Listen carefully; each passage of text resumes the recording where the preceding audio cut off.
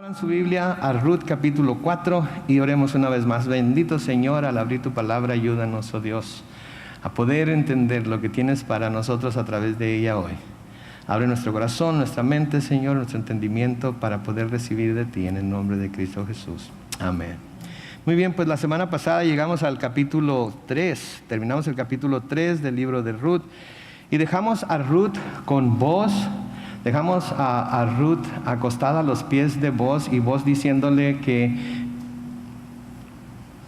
él es su pariente redentor, o el pariente más cercano que puede redimirla tanto a ella como a su suegra, Noemí, ¿verdad? Y luego va a su casa y le dice a Noemí lo que Boaz le dijo que iba a hacer, y Noemí le asegura a Ruth que Boaz va a ser exactamente como dijo. Si miran ahí en el capítulo 3 y el versículo 18 de Ruth, noten lo que Noemí le dice a Ruth: espera un poco, hija mía, hasta ver cómo se resuelve este asunto. Luego noten lo que le dice al final del versículo 18: porque Boaz no descansará hasta dejarlo arreglado. Noten, Boaz no descansará hasta dejarlo arreglado. ¿Sabía Noemí la clase de hombre que Boaz era? Sabía que era un hombre de principios, sabía que era un hombre de palabras, sabía que era un hombre de buen carácter. Y si él le había dicho a Ruth que él iba a redimirla, que él iba a hacer todo lo posible por redimirla. Pero si ustedes se acuerdan, le había dicho algo antes. Le había dicho que había otro pariente más cercano que él, que tenía prioridad antes que él para redimirlas. Sí, que tenía el derecho más que él todavía para redimirla, porque era más cercano todavía al esposo de Noemí, que se llamaba Elimelech. Pero tal y como le dijo Noemí a Ruth, Boaz se dio inmediatamente a la tarea de arreglar las cosas. Noten, sin duda él estaba confiado en que Dios iba a ayudarle en lo que estaba haciendo, pero no se quedó sentado a esperar a que Dios hiciera todo por él. Había ciertas cosas que él sabía que él podía hacer, había ciertas cosas que él sabía que tenía que hacer, y al saber que tenía que hacer esas cosas no fue ni tardo ni perezoso para hacerlas. Sí, a menudo nos acordamos de aquellos versículos en la Biblia que nos dicen que nos estemos quietos y que Dios va a hacer toda la obra por nosotros. Y eso es algo muy serio y muy cierto en la Biblia, en la que podemos descansar en Dios y sabemos que Él va a hacer. Pero hay ciertas cosas o ciertas cosas que queremos hacer que requiere que nosotros tomemos parte activa en ello. Hay ciertas cosas sobre las que no tenemos ningún control. Así es que las cosas sobre las que no tenemos ningún control, obviamente no vamos a poder hacer nada acerca de ellas. Pero hay cosas sobre las que sí tenemos control. Hay cosas que están claramente puestas delante de nosotros y los pasos a dar están claramente delante de nosotros, y tenemos entonces, cuando las cosas son de esa clase, hacer lo que a nosotros nos toca hacer para que luego Dios venga y haga lo que solamente Él puede hacer, y así podamos tener una vida exitosa, así podamos tener un caminar con Él exitoso, así podamos tener una vida en la cual Él está obrando, pero en la cual nosotros también estamos haciendo lo que nos corresponde hacer, ¿verdad? La salvación es algo que no nos cuesta nada a nosotros, ¿verdad? Pero hay algo que debemos hacer. Cuando escuchamos el mensaje de salvación, tenemos que responder a Él. Y tenemos que responder a Él positivamente. Y tenemos que aceptar las condiciones que Dios nos está dando para salvarnos. Pero para alcanzar la salvación no tenemos que hacer absolutamente nada más que aceptar lo que Él nos está diciendo. Pero tenemos que aceptarlo. Entonces, hay ciertas veces en nuestra vida en la que sí, tenemos cosas que hacer y queremos que Dios nos ayude. Pero nosotros también tenemos que poner nuestra parte, ¿verdad? Y a menudo estamos esperando. Mi papá me decía a mí, nos decía a mí y a mi hermano, nos decía: ustedes están como los pajaritos. Ustedes están nada más ahí en el nido con el pico abierto, esperando que la mamá llegue y les ponga la comida ya masticada, ya bien digerida. Y ¿saben qué? Dios, cuando la situación lo amerita y cuando Él sabe que ya todo lo que nosotros teníamos que hacer lo hemos hecho, Él hace precisamente eso. Pero a menudo Él espera que nosotros también, por fe, nos movamos hacia adelante, y entonces Él viene y nos ayuda. Y creo que esta es la clase de hombre que era Boaz. Sabía lo que tenía que hacer, sabía que necesitaría la ayuda de Dios para hacer lo que tenía que hacer, pero se dio a la tarea de hacer lo que él podía hacer y dejar que Dios hiciera lo demás. Noten ahí en el versículo 1 del capítulo 4, dice: Boaz se dirigió a la entrada de la ciudad y ahí se sentó. En ese momento vio pasar al pariente del cual le había hablado a Ruth y le dijo: hermano, ven y siéntate aquí conmigo. El pariente fue y se sentó.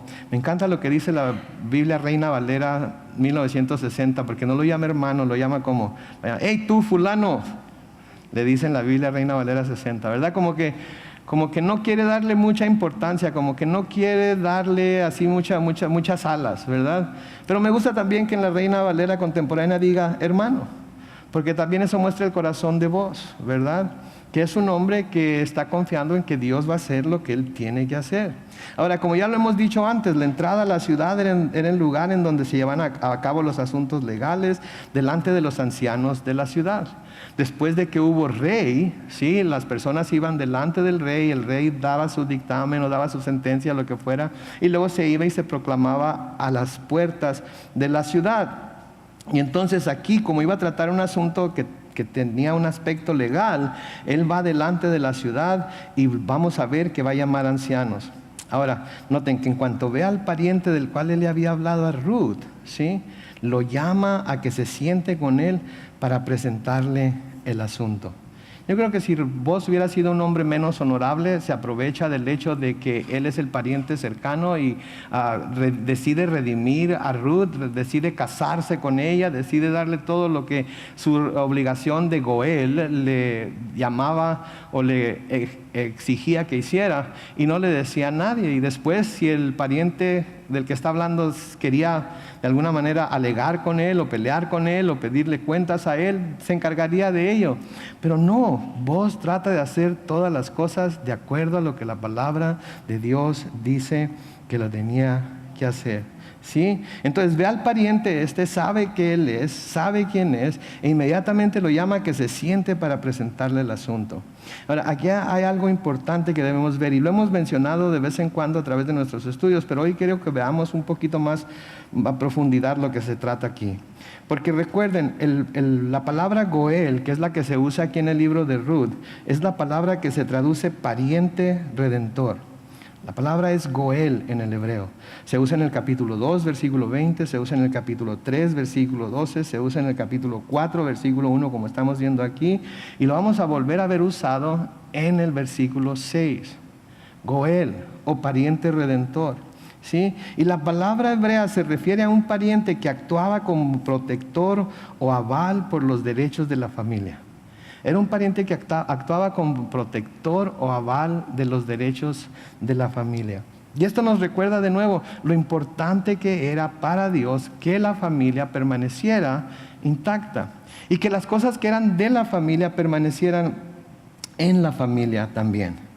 Podría este pariente redentor podía ser llamado para cumplir con una variedad de deberes. Por ejemplo, sí, uno de los deberes que podía ser llamado a cumplir es comprar tierras que la familia había vendido. Y hay diferentes razones por las que la familia hubiera vendido sus tierras. Aunque, como vamos a ver, nadie podía vender en Israel, nadie podía vender sus tierras a perpetuidad. En otras palabras, nadie podía vender sus tierras y que la otra persona se quedara con ellas. Número 2, también el Goel podía proveer un heredero para algún hermano fallecido casándose con la viuda del hermano y procreando hijos con ella. Se le llama la ley del levirato. Entonces el Goel estaba obligado por la ley a casarse con la viuda de su hermano y a procrear hijos con ella para dejar varones en la casa de su hermano para que ellos pudieran heredar todo lo que era del hermano. A nosotros nos parece raro esto, ¿verdad? Nos parece extraño, pero esta era la ley de aquellos tiempos y esta era la costumbre de aquellos tiempos también. ¿Sí? Número 3, podía ser llamado a redimir o rescatar a algún miembro de su familia que por causa de la pobreza había tenido la necesidad de venderse como esclavo. Dios les dio permiso. No quiere decir que para Dios estaba bien esto, pero Dios les dio permiso de que si alguien caía en la pobreza por cualquier situación, él tenía el derecho, tenía la habilidad para venderse como esclavo a uno de sus hermanos, que es más bien ser su empleado, Y su hermano tenía la obligación de encargarse de esa persona, ¿sí? Como si fuera uno de su familia. Porque la esclavitud que vemos en la Biblia no se parece absolutamente nada a la esclavitud que vemos en el resto del mundo. El esclavo del cual nos habla la Biblia es alguien que era bien cuidado por su amo, al que se le tenía que guardar el sueldo de los años que servía como esclavo para que cuando fuera puesto en libertad, porque se tenía que poner en libertad, no era perpetuidad la esclavitud, el esclavo salía con el sueldo de todos los años que trabajó, ¿sí? Si se casaba, se llevaba a su esposa, si tenía hijos, se llevaba a sus hijos. Pero también el esclavo tenía la oportunidad de, si así lo deseaba, quedarse con su amo para toda la vida. Y lo que hacía entonces el esclavo era que le decía al amo que él lo amaba y que a él le gustaba cómo su amo lo había tratado. Y lo que hacían era que iban al dintel de la puerta, el esclavo ponía su oído sobre el dintel de la puerta y luego tomaban una lesna y le hacían un agujero en el oído y le ponían un arete. Eso era lo que significaba el arete en el hombre en los tiempos bíblicos, que era el esclavo de alguien, ¿sí? Así es que todos los que en algún momento nos pusimos aretes o trajimos aretes puestos, eso es lo que estamos proclamando, que somos esclavos de alguien. Bueno, no es cierto, no estamos proclamando eso, nada más estamos proclamando que nos gusta traer aretes, ¿verdad? Pero eso era lo que significaba. Y por último, también el Goel era alguien de la familia que podría ser llamado a vengar la muerte de algún familiar que había sido asesinado. Entonces un familiar es asesinado, el Goel, el pariente más cercano, es el que estaría encargado de ir a buscar al asesino y vengar la muerte del asesinado. Pero tenía que estar seguro que había sido un asesinato con premeditación, alevosía y ventaja. Porque si el pariente había muerto por accidente, lo habían matado por accidente, quizás había estado cortando árboles en el bosque con otro camarada y mientras el camarada le está pegando al árbol, el hacha vuela del mango y le pega al pariente en la cabeza y se muere. Eso no fue asesinato, fue una muerte accidental, ¿verdad? Entonces Dios había proveído para que si la persona había sido asesinada, el Goel era el que tenía que vengarse del que había asesinado a su pariente. Ahora, les digo todo esto ¿por qué?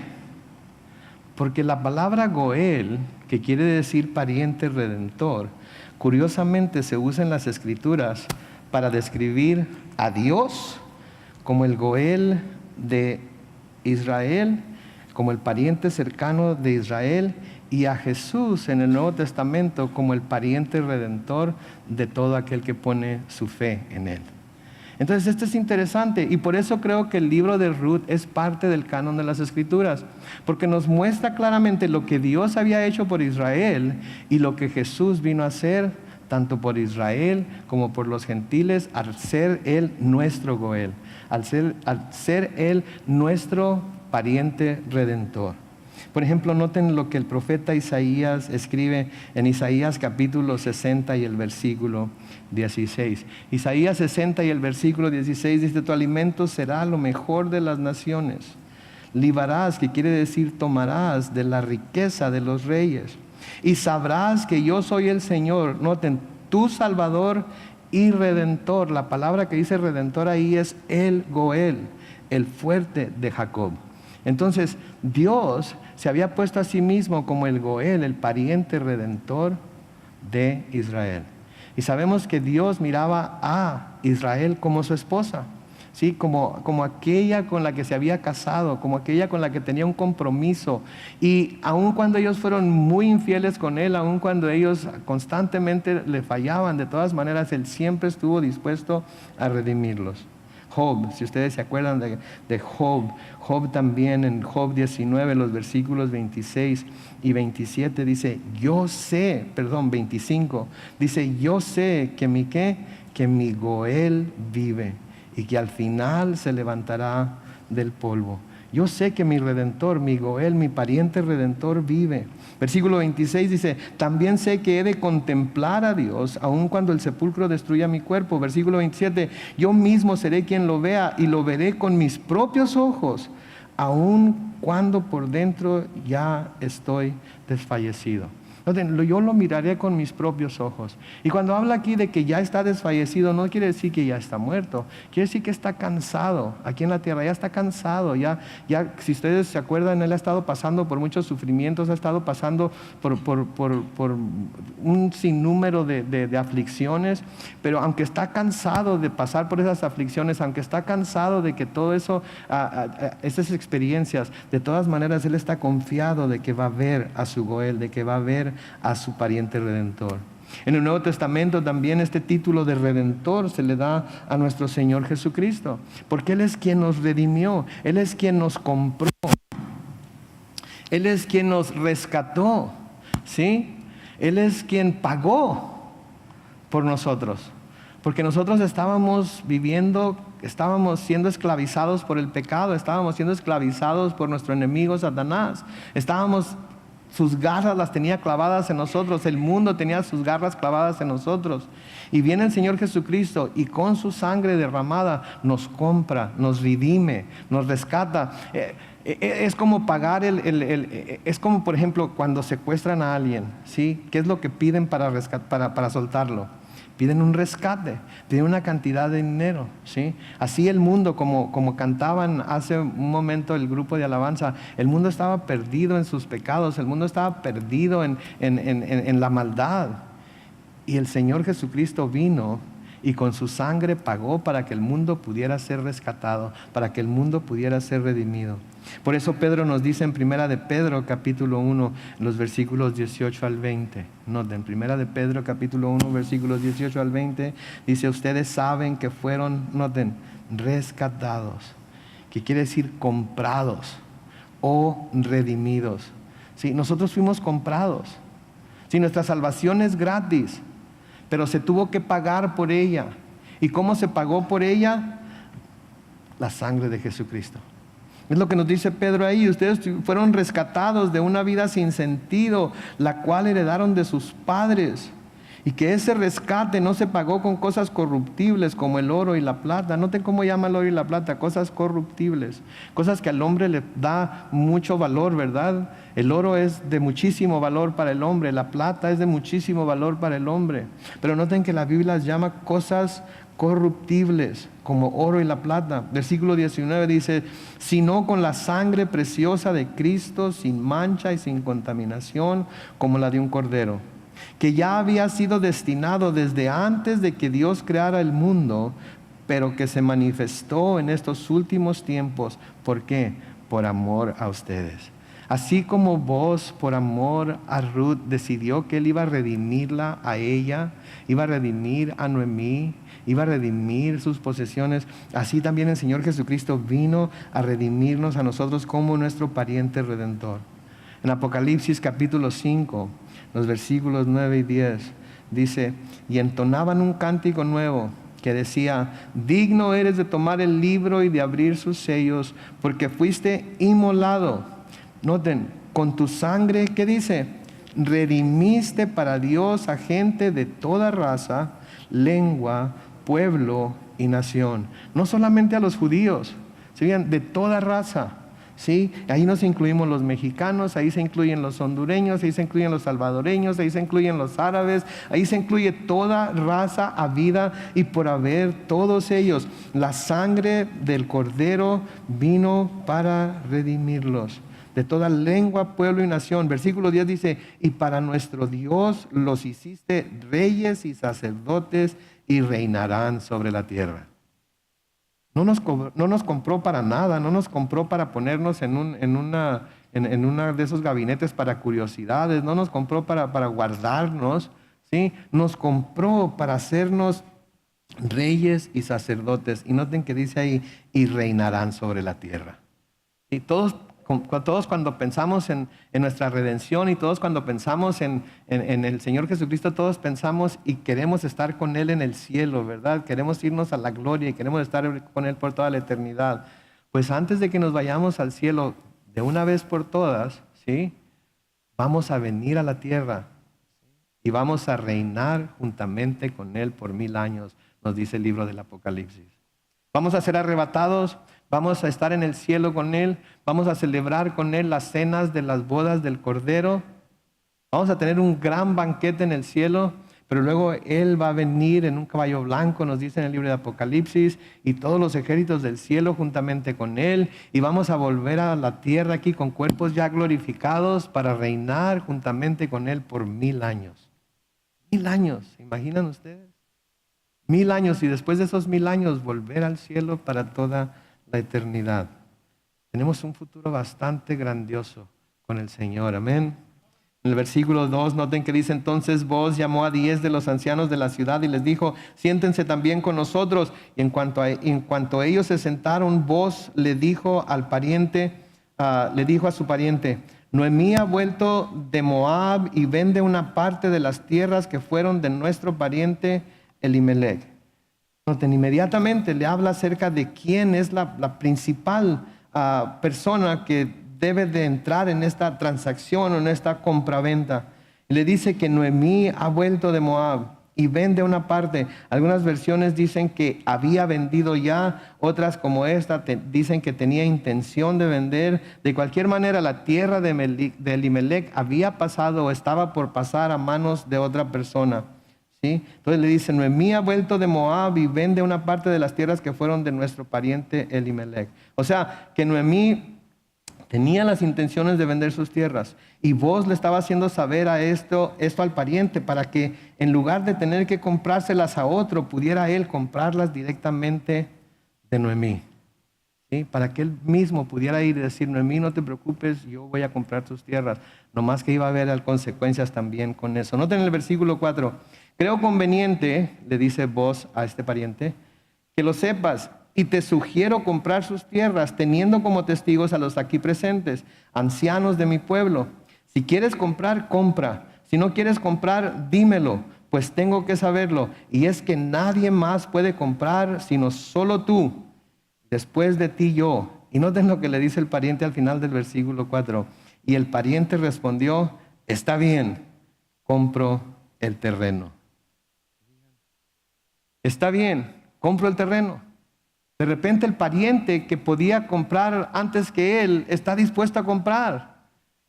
Quizás no era lo que Booz esperaba. Él esperaba que le dijera: no tengo interés en comprar. Pero la responsabilidad del Goel, del pariente redentor, del pariente inmediato, era más que preservar el nombre de su hermano en Israel. Era también mantener la tierra asignada a miembros de la tribu dentro de la tribu. Y este hombre iba a tener que hacer lo mismo. La tierra que se le había dado a Elimelech, que era de la tribu de Judá, tenía que permanecer siempre en la tribu de Judá. Esa era la ley que Dios les había dado. Cuando Israel llegó a la tierra prometida en los tiempos de Josué, la tierra se dividió entre las tribus y después las tribus la dividieron entre los diferentes grupos de familia. Y la intención de Dios era que la tierra permaneciera dentro de cada tribu y familia, por lo que la tierra nunca de nuevo podía ser vendida perpetuamente. O sea que yo no podía vender mi tierra y la persona que me la compró quedarse con ella para siempre. Eso no era posible. En Levítico capítulo 25, los versículos 23 y 24, noten lo que dice ahí. La tierra no podrá venderse a perpetuidad. Está hablando Dios aquí. ¿Por qué? Porque la tierra es mía. Ustedes son para mí forasteros y extranjeros, por lo tanto, en toda la tierra que ustedes posean, deberán conceder el derecho de rescatarla. Que era lo que estaba sucediendo aquí con Booz y este pariente. Ahora, cuando alguien compraba tierra de un pariente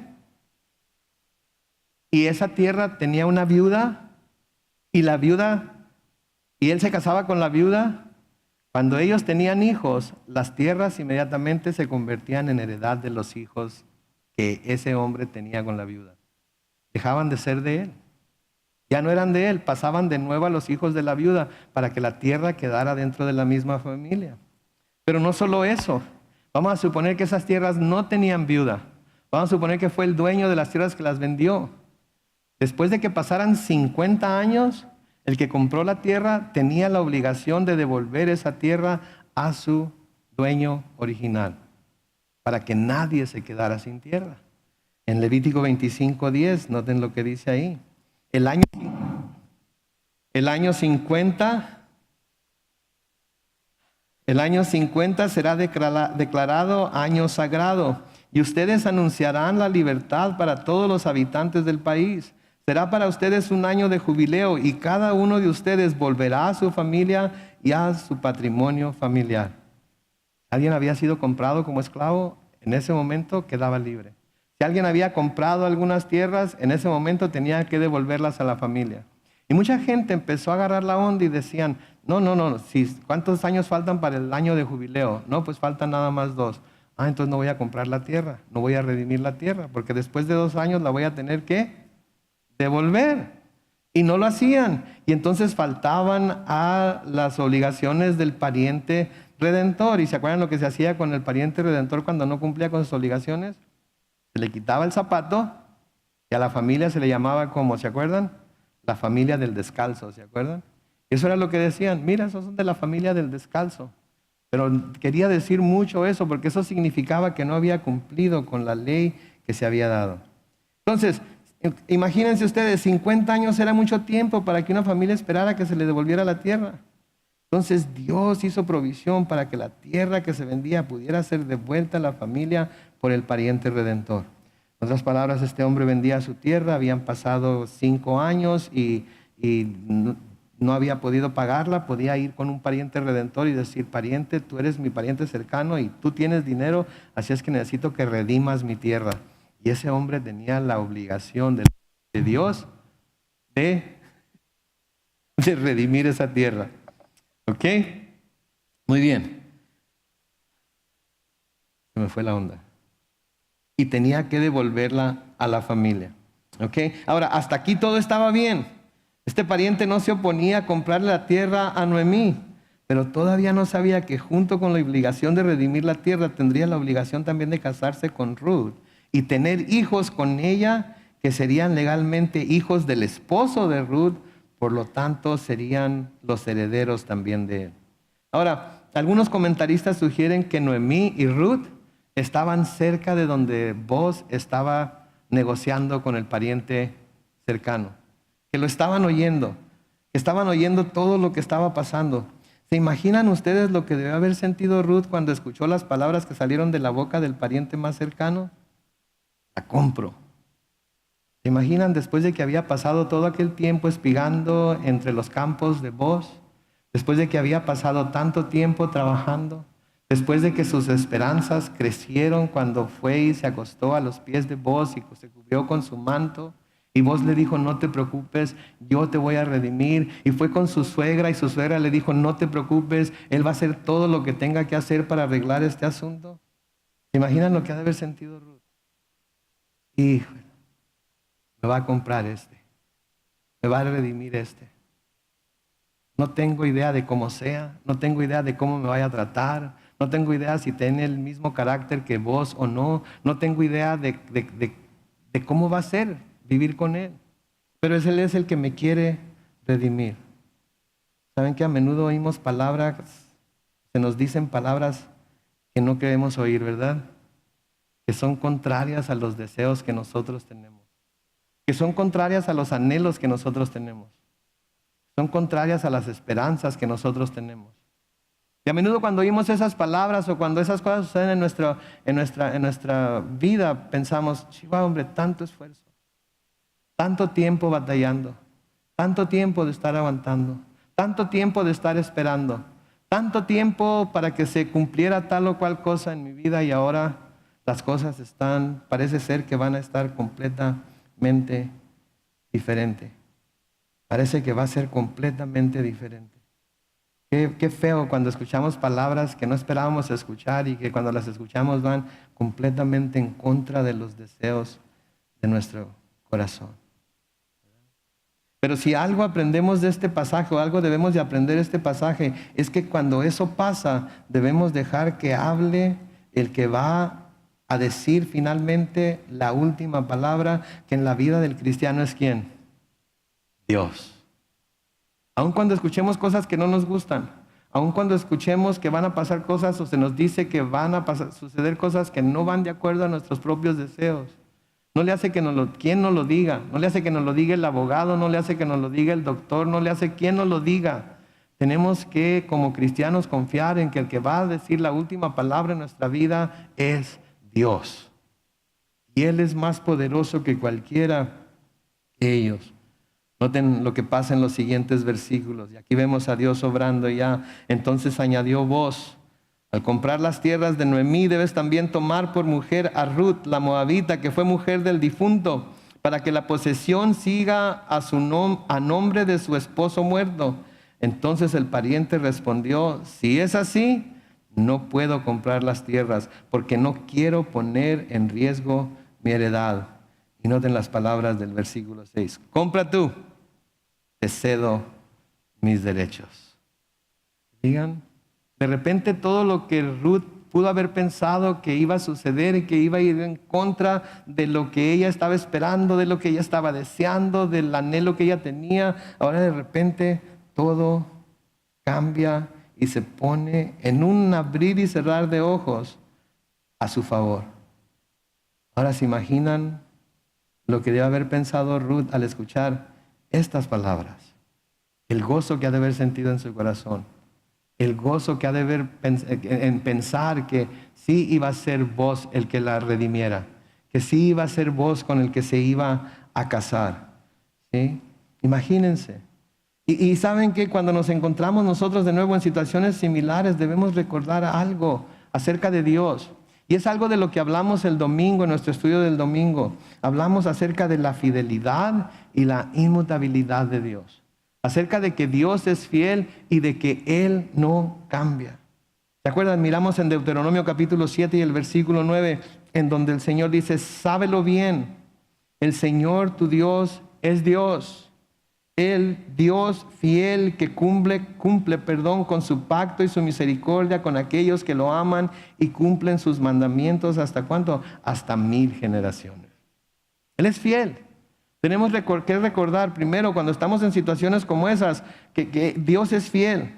Que si nos ha hecho una promesa, que si nos ha dicho que Él va a hacer algo a nuestro favor, que si nos ha dicho que Él va a cambiar las cosas, que si nos ha asegurado que Él está de nuestro lado, y si Él está de nuestro lado sabemos que nadie nos puede hacer absolutamente nada, que Él va a cumplir su promesa, que Él va a ser fiel con aquellos que lo aman y cumplen sus mandamientos hasta 1000 generaciones.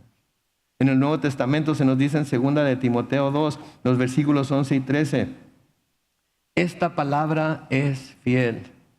Si morimos con Él, también viviremos con Él. Si sufrimos, también reinaremos con Él. Si lo negamos, también Él nos negará. Versículo 13, si somos infieles, Él permanece fiel. Él no puede negarse a sí mismo. Él es fiel. Aunque a nosotros nos falle la fe a veces, aunque nosotros tengamos que preguntarnos por qué, y por qué ahora, y por qué a mí, y por qué esto, y por qué tan difícil, y por qué tan tupido, y por qué tan rápido, y por qué, cuando hacemos todas esas preguntas, debemos recordar lo que Dios ya nos prometió, y debemos estar seguros de que Él es fiel. Él no puede negarse a sí mismo. Si Él dijo que lo iba a hacer, lo va a hacer.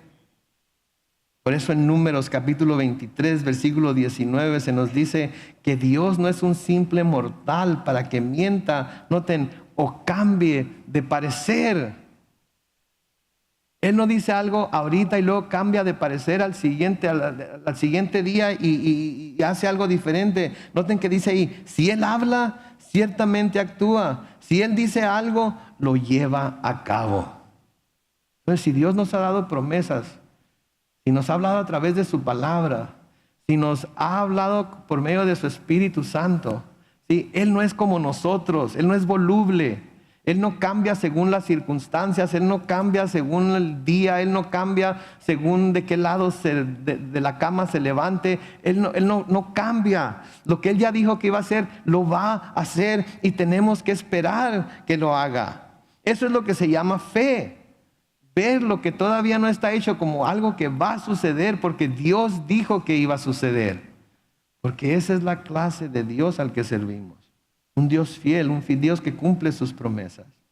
Santiago 1:17 nos dice: toda buena dádiva y todo don, note que dice perfecto, descienden de lo alto, del Padre de las luces. Noten, en quien no hay cambio ni sombra de variación.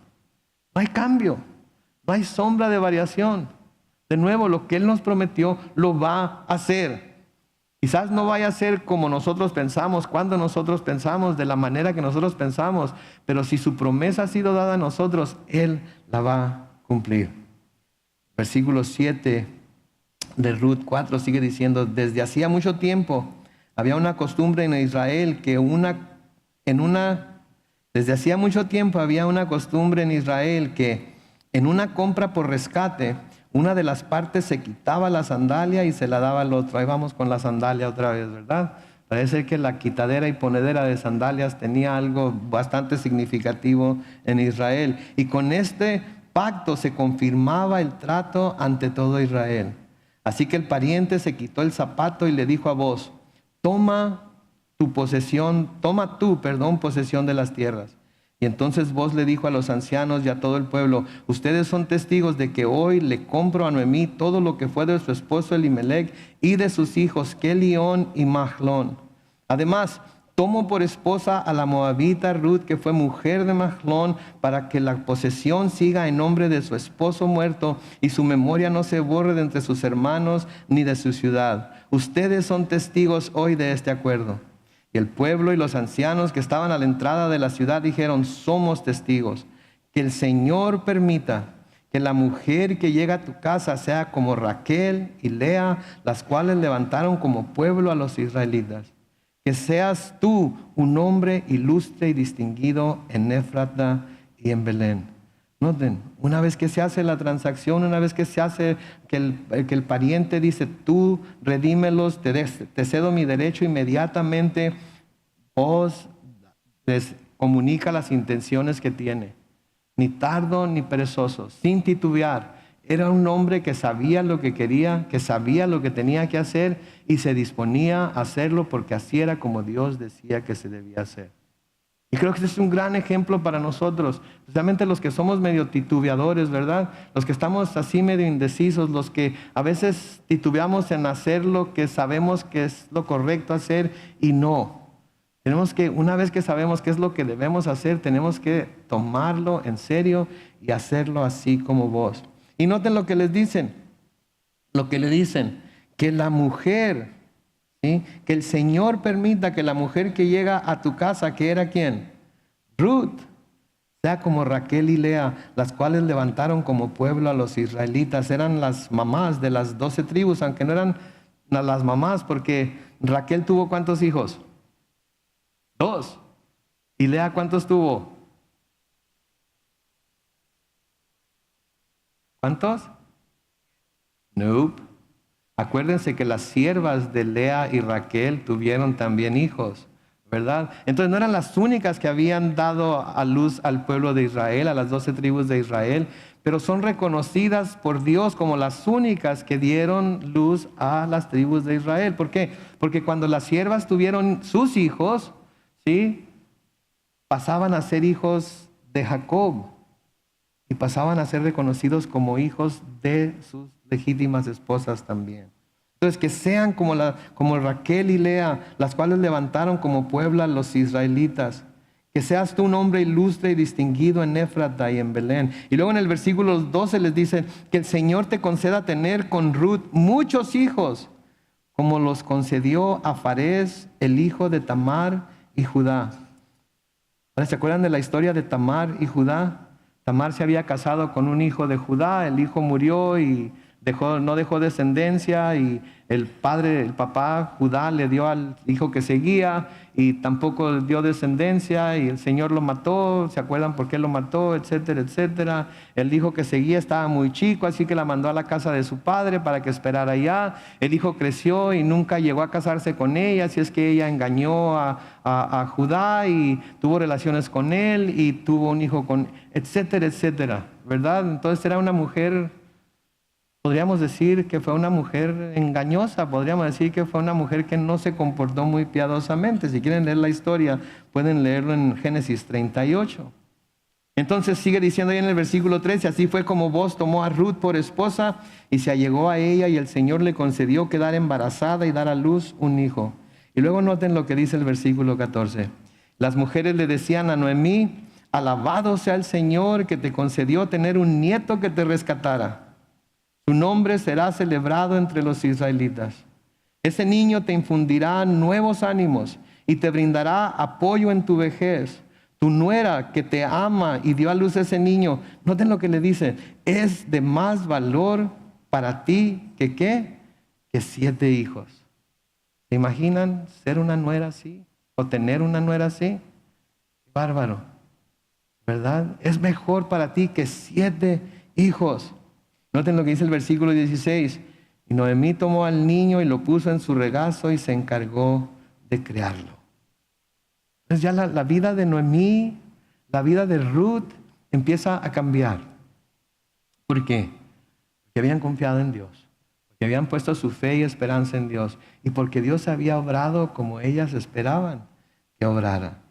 ¿Sí? Me pregunto, ¿cuántas veces después de que todo esto sucedió, Noemí se acordó de cuando trató de convencer a Ruth de que se devolviera a la casa de su padre y buscara un marido entre su propio pueblo? Me pregunto cuántas veces se preguntó, ¿qué hubiera pasado si Ruth se queda allá?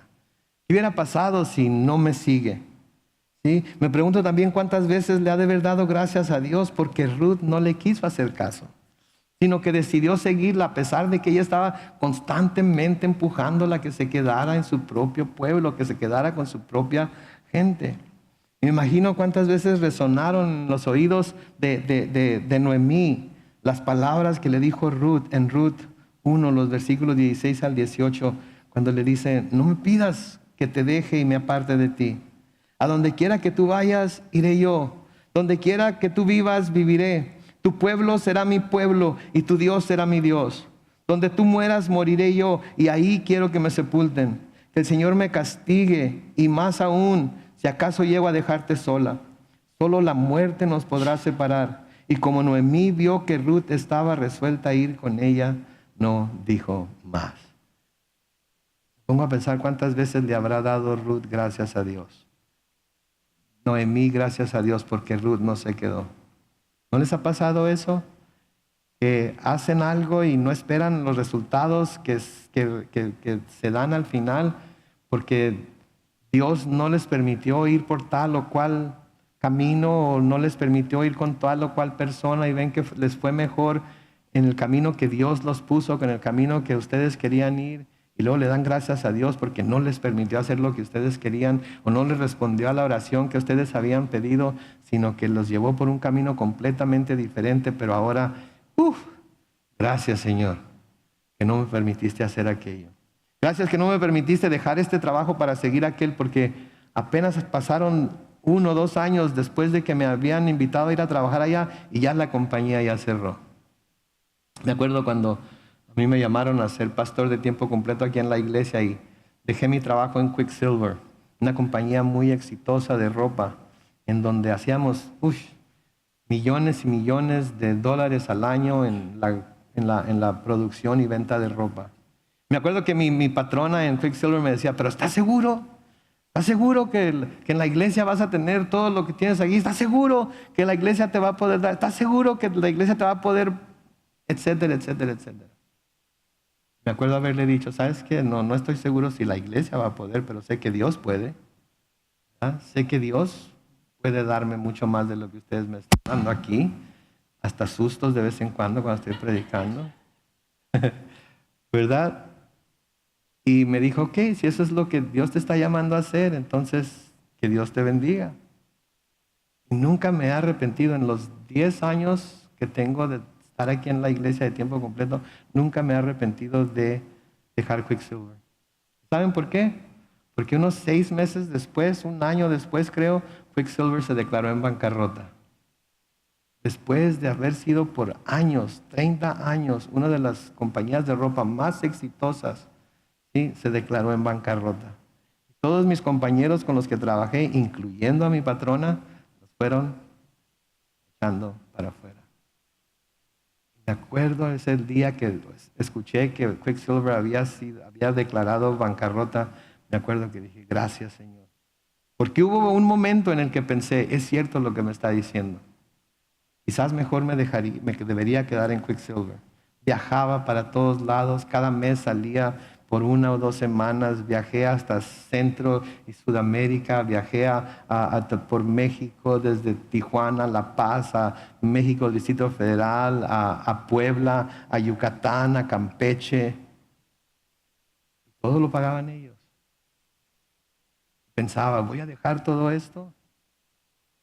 Pero saben que ahora pienso en ello y valió la pena. Y creo que así Ruth también, cuando pasó todo lo que pasó, valió la pena haberse aferrado a seguir a Noemí. Valió la pena haber decidido quedarse con ella. Noten en el versículo 17, dice, y las vecinas decían, Noemí ha tenido un hijo. Noten, Noemí no tuvo el hijo. ¿Quién tuvo el hijo? Ruth, pero era como si fuera de ella, ¿verdad? Porque lo había tomado en su regazo para crearlo. Y lo llamaron Obed. Este fue el padre de Yesé o Isaí en la Reina Valera 60, que fue padre de ¿quién? De David.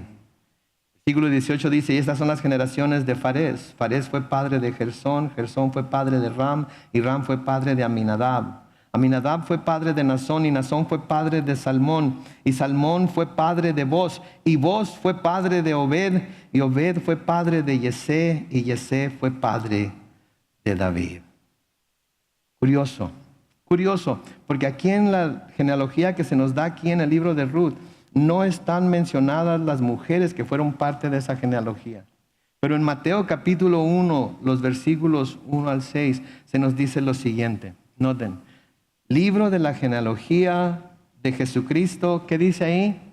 Hijo de David, hijo de Abraham.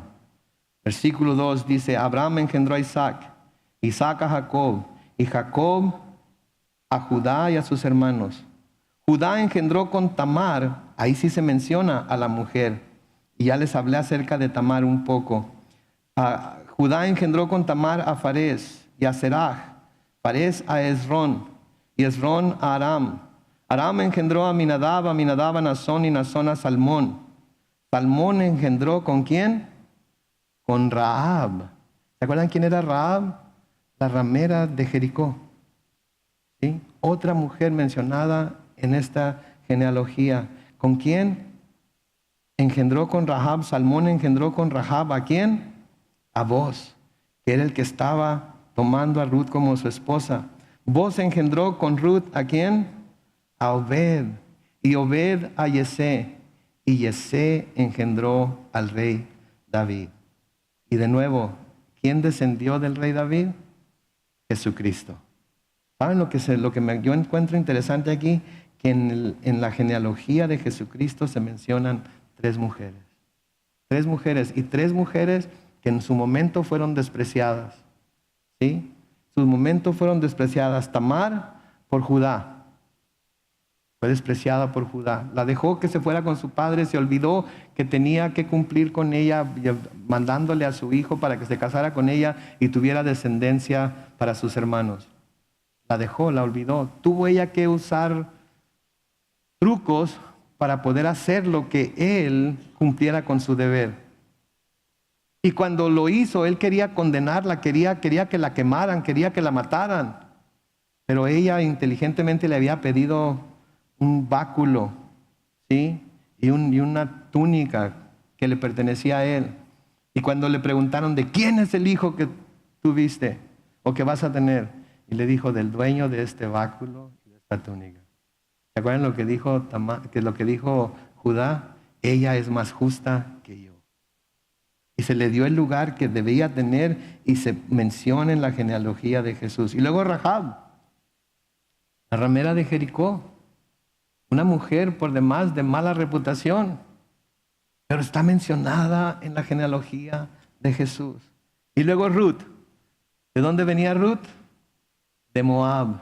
¿Y qué se dice de los moabitas? Que no podían ser parte de la generación, de la congregación de Israel. Sin embargo, aquí está siendo mencionada como la bisabuela de David, del cual había nacido o iba a nacer el Mesías.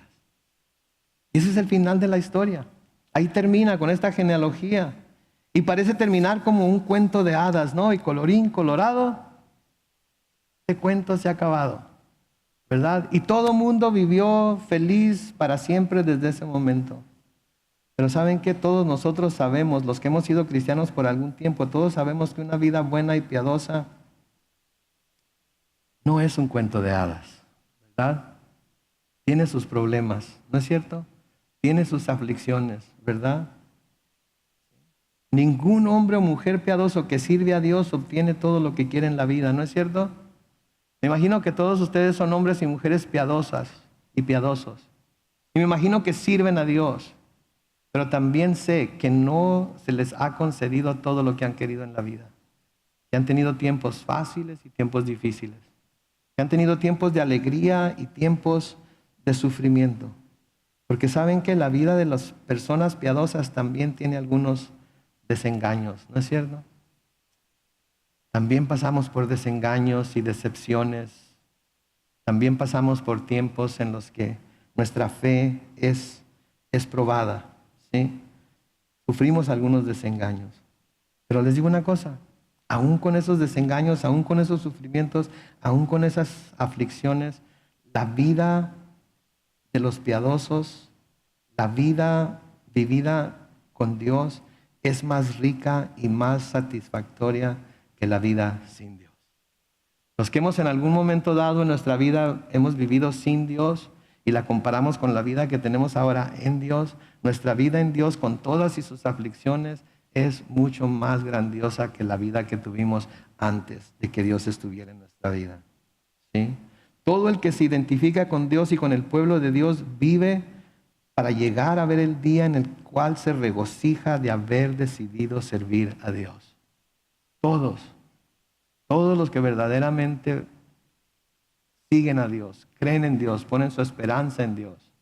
Llega el día en el que se regocijan a pesar de todas las pruebas, a pesar de todas las aflicciones, se regocijan de haber seguido y servido a Dios.